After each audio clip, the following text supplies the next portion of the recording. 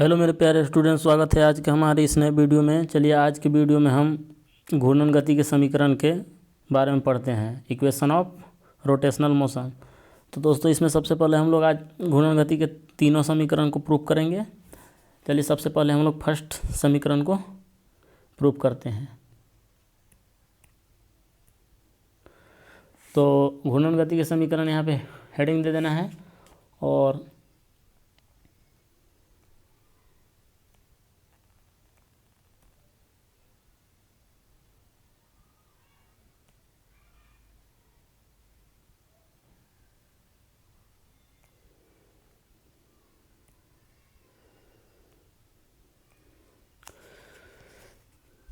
चलिए यहाँ पे माना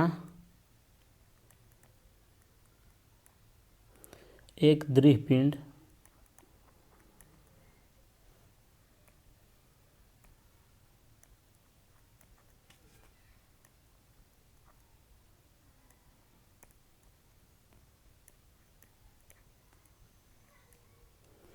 दिए गए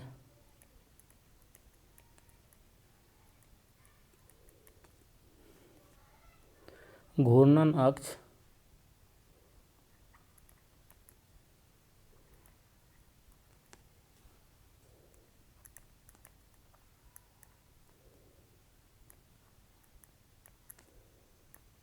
के परितः नियत कोणीय त्वरण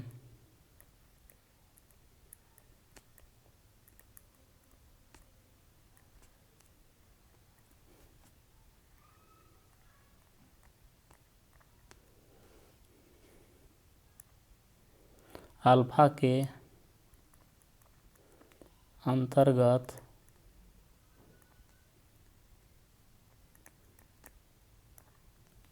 गति कर रहा है।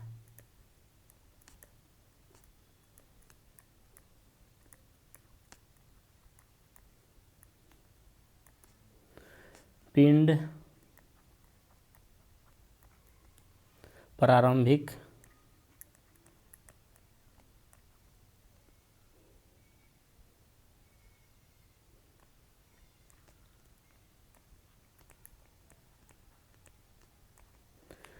कोणीय वेग ओमेगा 0 से गति प्रारंभ करके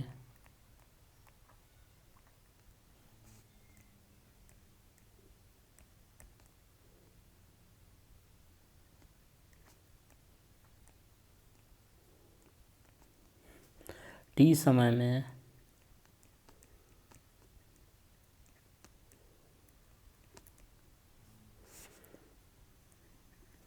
ओमेगा वेग ग्रहण कर लेता है।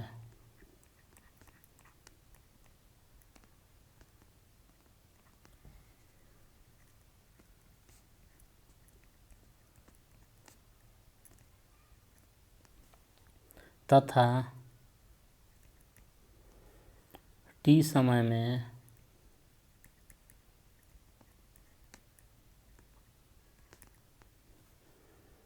पिंड का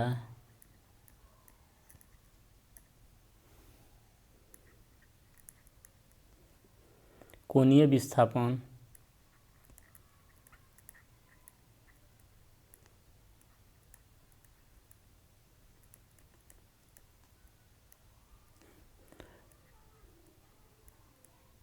थीटा है। चलिए दोस्तों इसको एक बार हम लोग फिर से पढ़ते हैं।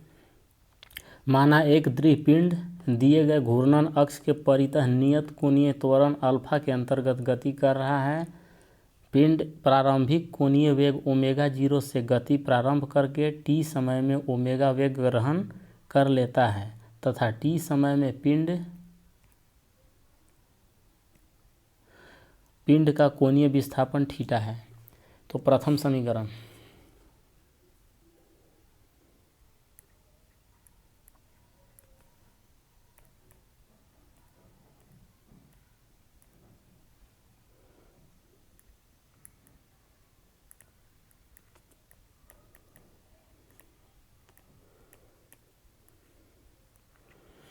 तो प्रथम समीकरण हम लोग प्रूफ करते हैं कोणीय त्वरण की परिभाषा से। तो कोणीय त्वरण होता है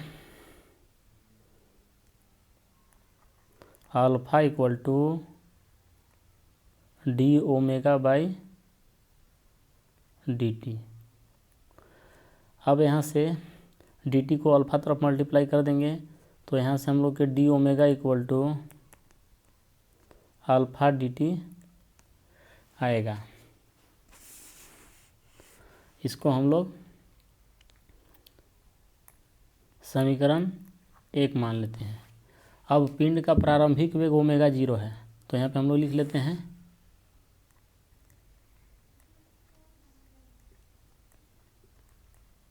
पिंड का प्रारंभिक वेग ओमेगा 0 है तथा t समय बाद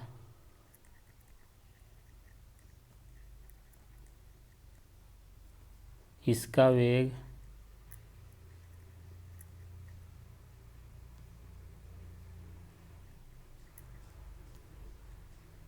ओमेगा हो जाता है।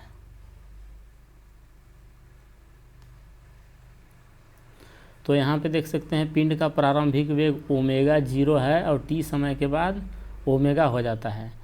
तो समीकरण 1 का दोनों तरफ इंटीग्रेशन कर देंगे, समाकलन कर देंगे। तो चलिए इसका हम लोग समाकलन करते हैं। तो समाकलन करेंगे तो यहाँ से इंटीग्रेशन का साइन लगेगा, प्रारंभिक वेग ओमेगा 0 से ओमेगा हो जाता है, डी ओमेगा इक्वल टू इधर 0 से टी हो जाता है अल्फा डी टी। तो यहाँ पे देखिए डी ओमेगा का इंटीग्रेशन ओमेगा होगा और यहाँ से लिमिट लगा देंगे omega 0 to omega equal to alpha constant है बाहर निकल जाएगा और यहाँ पे डी टी के करेंगे तो टी आएगा और यहाँ से हो जाएगा 0 टू टी। अब यहाँ से upper limit minus lower limit यानी कि omega minus omega 0 equal to alpha और यहाँ से T minus 0। Upper limit minus lower limit put कर दिए तो यहाँ से omega minus omega 0 equal to alpha T निकल कर सामने आ गया। अब यहाँ से हम लोग ओमेगा 0 को राइट साइड में ले जाते हैं तो राइट साइड में ले जाएंगे तो यहाँ से हो जाएगा omega equal to omega 0 plus alpha T. ये घूर्णन गति का प्रथम समीकरण हो गया।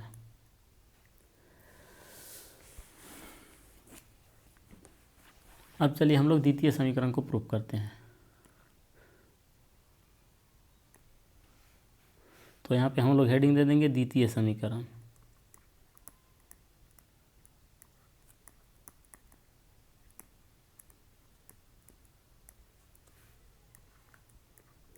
घूर्णन गति का द्वितीय समीकरण है दोस्तों।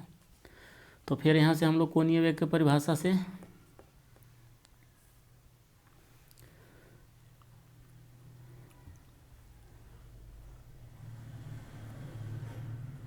ओमेगा इक्वल टू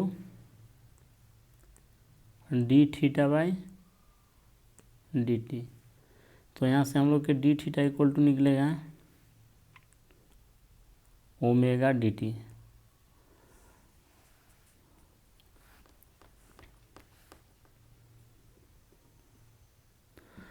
समीकरण 1 से ओमेगा का मान पुट कर देंगे तो यहाँ से डी थीटा इक्वल टू निकल जाएगा। देखिए ओमेगा इक्वल टू यहाँ पे दिया हुआ है ओमेगा 0 प्लस अल्फ़ा, तो यहाँ पे पुट कर देंगे omega 0 plus alpha T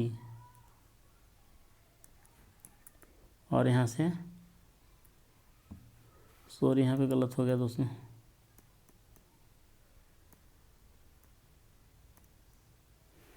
omega 0 और यहाँ से हो जाएगा अल्फ़ा टी और यहाँ पे बाहर में डी टी रहेगा। अब यहाँ पे चूँकि टी समय में पिंड का विस्थापन थीटा है तो तो यहाँ पे हम लोग लिखते हैं चूँकि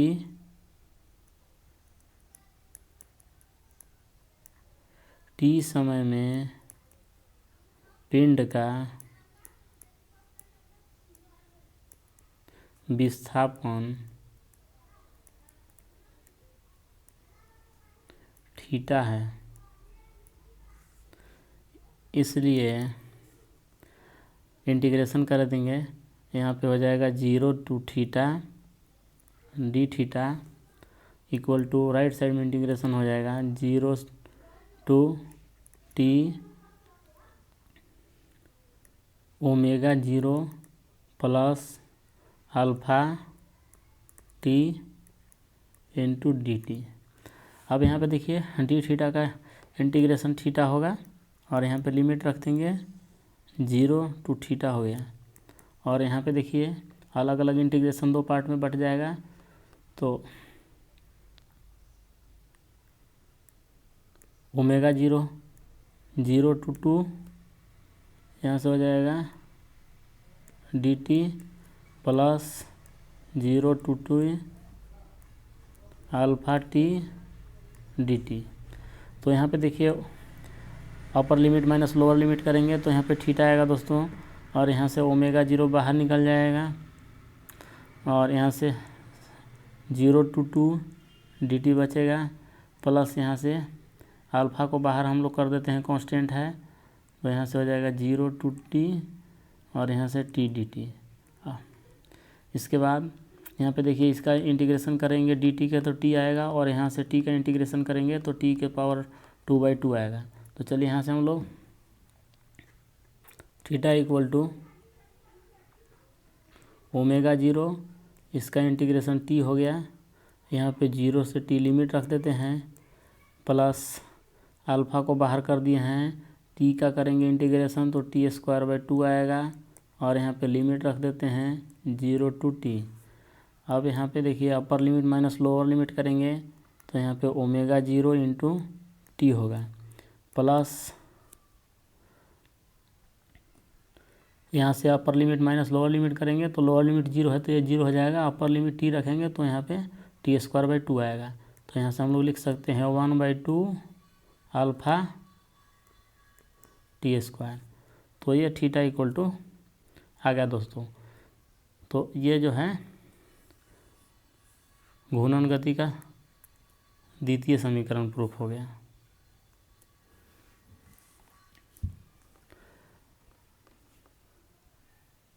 अब तृतीय समीकरण को हम लोग प्रूफ करते हैं।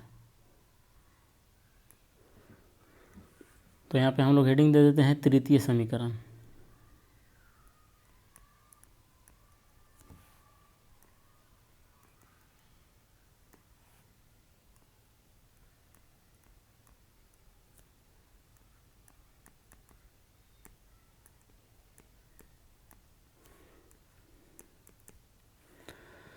तो सबसे पहले हम लोग प्रथम समीकरण को लिखते हैं। तो प्रथम समीकरण हम लोग के घूर्णन गति का प्रथम समीकरण आया था, प्रथम समीकरण से प्रथम समीकरण का वर्ग करने पर। तो चलिए हम लोग प्रथम समीकरण का ओवर कर लेते हैं। तो प्रथम समीकरण हम लोग प्रूव किए थे omega equal to omega 0 plus alpha T, इसका होल स्क्वायर। तो यहाँ पे दोनों तरफ ओवर करना है, तो हम लोग इधर भी कर लेते हैं, ओमेगा स्क्वायर हो जाएगा। अब यहाँ से इसमें a प्लस बी का होल स्क्वायर लगाएंगे तो ओमेगा 0 का स्क्वायर प्लस 2 ओमेगा 0 2ab होगा, यहाँ से alpha T plus B square करेंगे तो यहाँ से आएगा अल्फ़ा स्क्वायर t²। और आगे हम लोग यहाँ पे ओमेगा 0 का स्क्वायर हो जाएगा। अब देखिए यहाँ पे 2 और अल्फ़ा कॉमन निकाल लेते हैं इसमें से और इसमें से, तो यहाँ पे 2 बाहर करेंगे और अल्फ़ा बाहर हो जाएगा तो 2 अल्फ़ा, और यहाँ से बचेगा ओमेगा 0 to t प्लस यहाँ पे देखिए दोस्तों 2 नहीं है तो यहाँ से हो जाएगा 1/2 अल्फा t²। अब यहाँ पे देखिए हम लोग इसके इक्वल टू हम लोग थीटा भी प्रूफ किए थे। यह घूर्णन गति का द्वितीय समीकरण theta equal to ω0t plus 1/2 alpha t²। तो इसके इक्वल टू थीटा रख देंगे तो हम लोग के यहाँ से हो जाएगा ω0 plus 2 alpha into theta.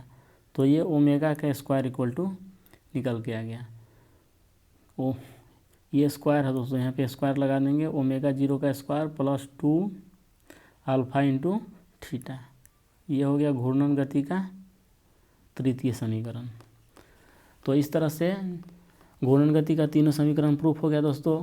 Video कैसा लगा? वीडियो अच्छा लगा होगा तो मेरे चैनल को लाइक एंड सब्सक्राइब कर दीजिएगा और ज़्यादा से ज़्यादा स्टूडेंटों तक शेयर कर दीजिएगा ताकि सभी का इसका लाभ मिल सके दोस्तों।